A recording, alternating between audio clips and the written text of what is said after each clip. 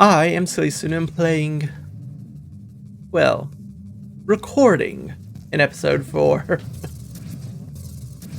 April Fool's Day. If you're from a area, culture, what have you, that does not enjoy April Fool's Day in any way, shape, or form, well, it's just a day for pranks. And in that spirit, I'm going to try the middle path challenge, is what I like to call it. I can only select the middle option, no matter what. And we just try to get as far as we can. Well, that is a strong start, I give you that much. But yeah, this is just a silly little day where I get to pretend I'm going to change the channel to something else. In fact, after this, I need to record the video where I'm going to pretend to go in a new direction with the channel.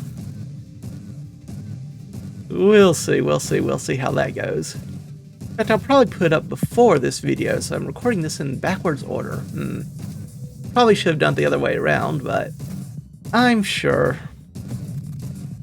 it will be a short and rather facetious little ditty that need not concern you if you are not interested in such.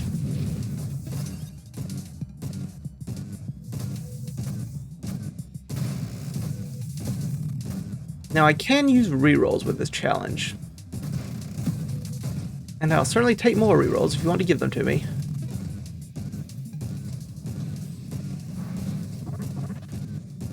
Happy to take a boost as well.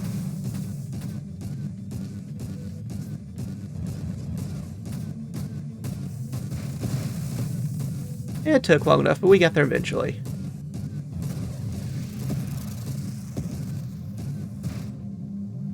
I do like a magnitude. I do like a targeting.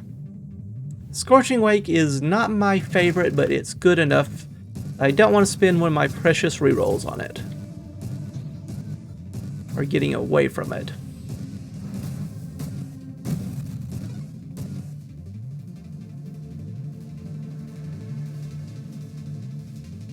Okay. I guess it's something. But yeah, this is definitely not going to be a long one. I'm fairly certain.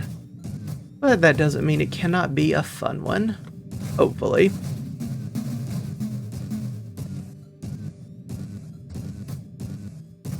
I do always wonder if I should keep repeating similar runs or keep trying to do something different. On one hand, I think repeating the same run would allow me to greatly improve with certain weapons and build types, just because I've get a lot more focused practice. But on the other hand, I think both I and viewership would be a little bit bored by all that eventually. Okay, we can go mines. I'm gonna turn on the auto deploy, however. There we go. Stabilization's fine as well. It's, again, not incredible, but it's, for our purposes, it's useful enough.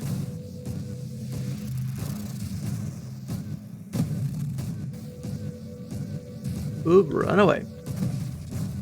Yeah, it's been interesting trying out different things. I do want to try different games, but egad, school has taken up so much of both time and mental effort. It's not always easy to get everything I want.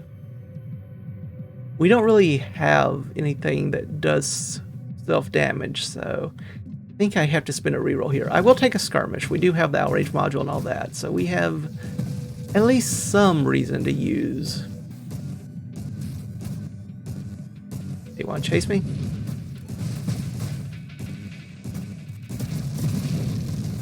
Not exactly what I want to do there, but hey, the mine took care of it for us, so no problem. Barrier acceptable.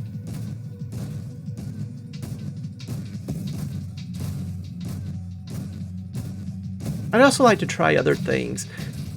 I wouldn't mind trying to make history videos, but I'm also a bit... In some ways, I feel a bit bad about no longer trying an education career, because I do greatly enjoy history, learning about it, trying to figure it out, and helping people learn about it. So maybe I'll do something YouTube related about that eventually, but I don't know. Right now it just feels a bit awkward to do something like that when I'm not focused on it as much. That, and also I would want to research anything halfway decently before I would put out any such content. I'd feel quite bad. And eventually you will always make a mistake. There's no completely getting away from that. You always are going to make some mistake. I'm going to reroll. I'll take the whole strength, yeah. So, I don't know. That just feels a tad daunting to me as well.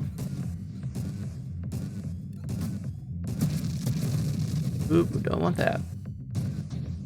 Yeah, in fact, I was just talking with a family member earlier about how difficult it is to really try to study history apart from present circumstances, let's put it that way.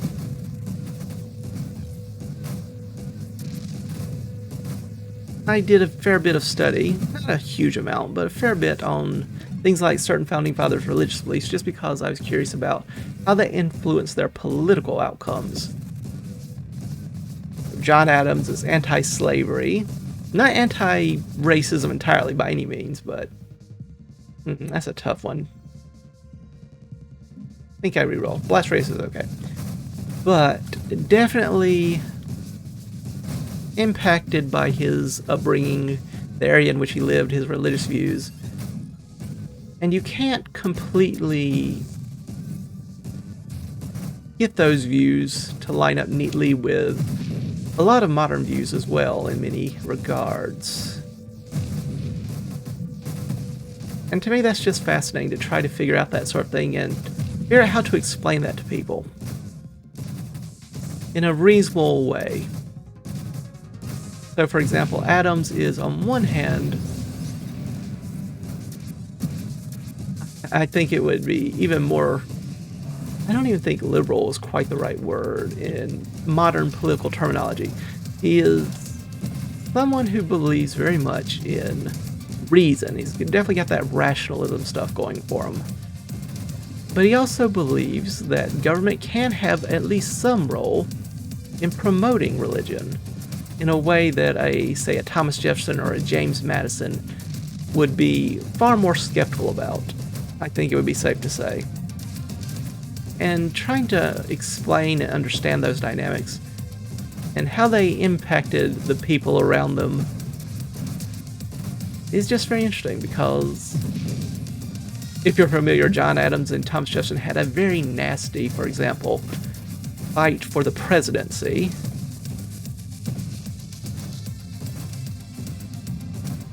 And one of the things that people used against Jefferson was, he's sort of infidelish. He doesn't seem to truly believe, the inerrancy of scripture and all that good stuff. But in many ways, John Adams had very similar views. John Adams and Thomas Jefferson both are very, again, rationalistic in the sense that they believe God gave man a brain and God gave man revelation through the natural world, and that's just as good and maybe in some ways even better than sort of revelation from the Bible. So that's why you can be, in both cases they were not Trinitarians. They believed Jesus was in some ways special, but they would generally have argued, deity, that's probably a bit much. Deity is probably a bit too much. They weren't deists now. It's some people like to say, the founding fathers were all deists, but they weren't that either. They weren't the kind of people who believe God.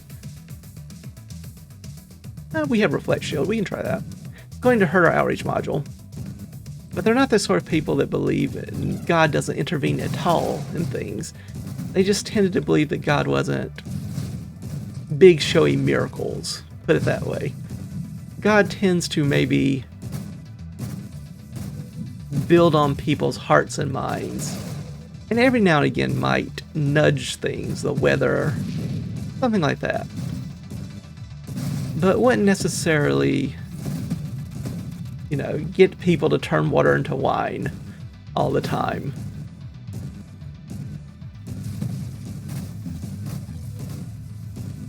And that definitely is an interesting dynamic to try to figure out and make use of when trying to figure out debates about the modern world. Debates about, in many cases, debates about history are very much debates about the modern world. Debates about the founders' religious beliefs oftentimes are really about what should the present government do about, public religious beliefs. James Madison famously said he didn't think chaplains were constitutional. They're a violation of religious liberty, church and state, and all that. And to me, that's just an interesting dynamic. Hypermetabolism? Let's try it out and see. But yeah, to me, that's just fascinating to think about and consider. Adams is another one of those. He was a Unitarian in terms of believing both that there's no Trinity. He believed there's just one God, one personhood of God. But also he's a bit of a Unitarian in the more modern sense that he believes sort of God was behind all the good things in all religions, even in a more way that a lot of Christians today would say based on, say, a more general revelation or moral revelation sort of thing. God sort of helped nudge things toward a better place. Why not? We can help have even more constructs. All the fun in the world. Yet at the same time, he would still say Christianity is probably, in some ways, the least corrupted of those. Of course, it's easy to say that if that's where you grew up. But he very much believed that God had inspired good things in every religion, and that there could still be good Christian principles held by classic Greek philosophers and Hindus, those sorts of things. Fascinating dynamic. Yeah, sure. He famously, maybe famously if you're someone familiar with, no, sure. He did tell his son, John Quincy, who wasn't, I guess you'd say, he was more small O orthodox than his father, but still not entirely so, I don't think. But he told his son he had no fear of the great pagan philosophers of old burning in hell. Because, he didn't see why a good God would make a hell to begin with, at least not a sort of eternal punishment hell. He did believe that maybe there was a sort of correctional hell, sort of you burn off your sins, you learn to be a better person, you see all the bad you committed in life, and eventually maybe you get to be somewhere better. I don't know if he explicitly said he expected people would go to heaven after spending some time in hell, or if he just thought maybe it's a cessation of existence. That seems less likely to me, but he did not think of it likely there'd be an eternal hell, put it that way.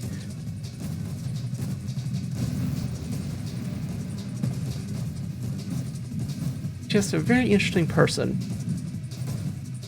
And he similarly thought, wasn't a big Apostle Paul fan.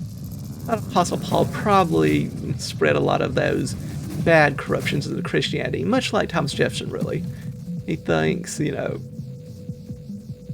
true primitive Jesus was sort of lost in translation, as it would be, just because other people came around later and started adding and taking away things. Sure, why not? Give us a little splash damage. Yeah, like I said, also something Thomas Jefferson was very much sort of also the opinion of, that Apostle Paul had come in and ruined everything. Well, maybe not everything, but a good bit.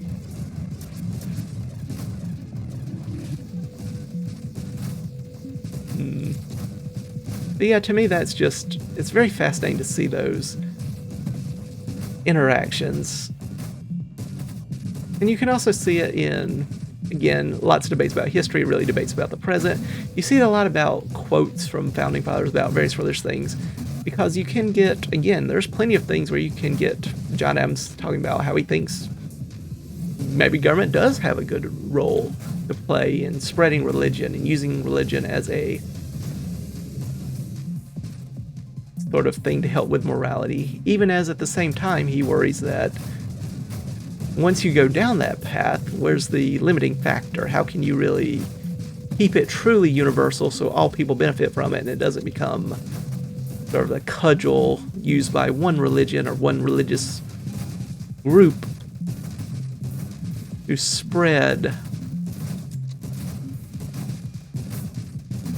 even a good religion, but still too narrow one, or maybe a very bad religion in terms of teaching negative morals and having a harmful impact on people.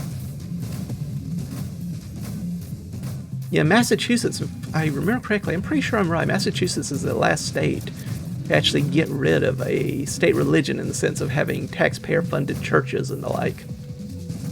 Since early on, you have to remember the Constitution does not apply the Bill of Rights to the states.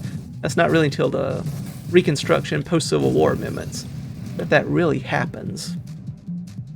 Yeah, I'll take the advanced engineering, get some more drones going.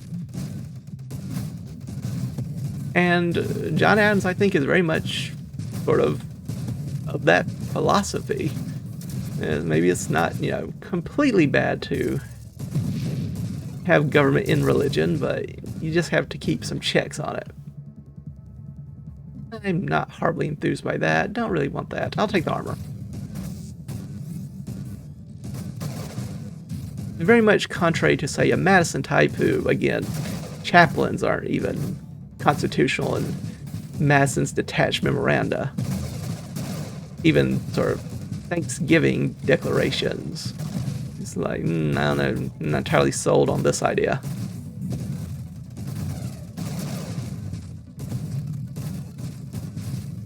Even going so far as to be a little bit more limited in his Thanksgiving declarations, though, when he made one.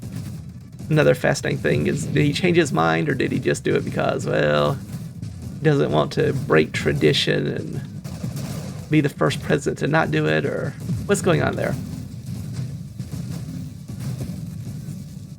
Again, fascinating characters to try to study and figure out. And they, of course, were people. They changed their minds. You can find a quote from, say, a Benjamin Rush when he's younger, and he's going to be more orthodox. Again, small o, not big O, like Greek Orthodox Church. Just small O's in Trinitarianism, sort of, the Bible's inerrant, or stuff. I don't want to rebuke. I'll take the challenge. But when he's older, he's more of the, universalist. I don't see how God would send people to hell sort of attitude. I don't like you.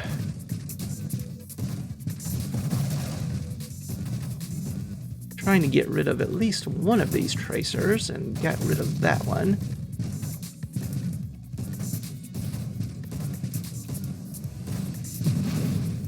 Guess I'm already making my own little history video here, on this topic. I'll take the point defense. That's decent for increasing the lifespan of our poor turret friends. Okay, good, good. Not so good, not so good.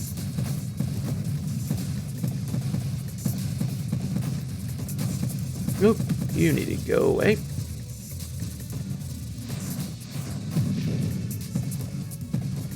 Trying to get a little extra burn damage in if I can.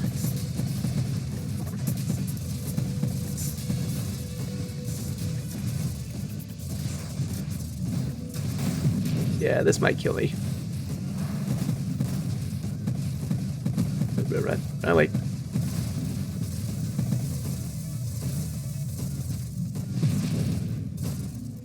Oh dear. Yeah, that's gonna do it.